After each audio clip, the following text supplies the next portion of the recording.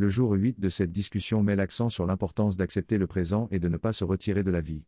Il souligne que si l'on ne peut pas se retirer, il faut choisir de se joindre à la vie et de l'aimer, ainsi que de s'aimer soi-même suffisamment pour s'accepter tel que l'on est. L'acceptation de qui l'on est et de notre situation actuelle permettra la transformation de notre désir de se retirer de la vie. Il est important de clarifier que l'acceptation ne signifie pas d'accepter ce que l'on n'aime pas, mais plutôt d'accepter le fait que l'on n'aime pas quelque chose. Accepter nos émotions et sentiments nous permettra de répondre sincèrement à notre réalité et de faire face à toute situation avec paix. L'acceptation ne concerne pas seulement l'extérieur, mais surtout l'intérieur.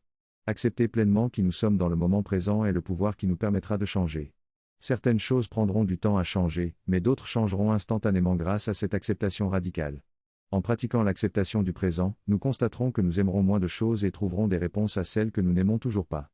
L'acceptation ne nécessite pas toujours une action concrète, mais elle inspire des actions compatibles avec notre véritable être. La transformation ne peut pas se produire sans une acceptation initiale. Dans ce passage, il est souligné que pour prévenir le jugement envers les autres, il est important de se connaître soi-même sans se juger.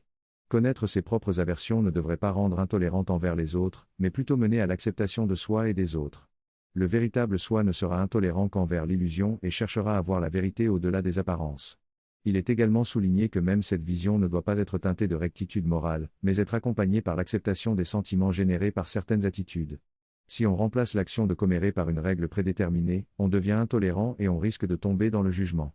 La certitude ne peut pas être prédéterminée, elle ne peut être basée que sur la conscience de ce qu'on ressent dans le présent.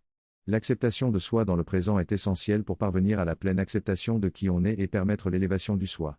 C'est ainsi que l'on parviendra à la véritable expansion de la conscience. Ce passage met en avant l'importance d'accepter nos propres sentiments et ceux des autres.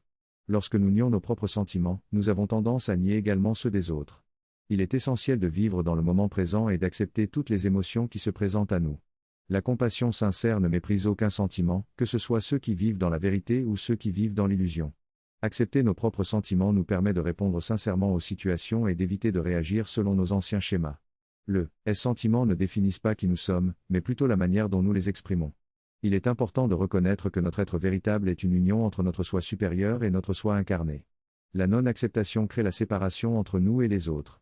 L'idée de potentiel est une création de l'ego pour dissimuler notre véritable soi. Nous devons choisir le temps de l'acceptation pour vivre dans l'unité avec nous-mêmes et les autres. La pleine acceptation est essentielle pour atteindre la durabilité. Toute situation ou sentiment que l'on n'aime pas nous éloigne de l'union et nous entraîne vers la séparation. Les sentiments de non-acceptation nous conduisent à chercher comment arriver à l'acceptation ou à créer une situation que l'on aime.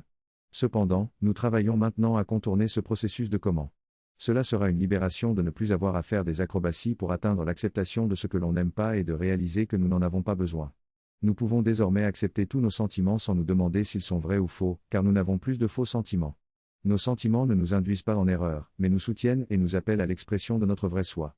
Il est important de supprimer toute pensée nous disant que nous pouvons nous tromper en suivant nos sentiments, car cela appartient à l'ancien système de pensée. Le jugement et le besoin d'opinion ont été laissés derrière nous. La réaction est remplacée par la réponse et les constructions mentales sont remplacées par la véritable expression. Si cela ne semble pas être le cas, c'est simplement parce que nous ne nous sommes pas encore permis de profiter de la liberté d'être notre véritable soi. Ainsi, nous sommes appelés à embrasser cette liberté.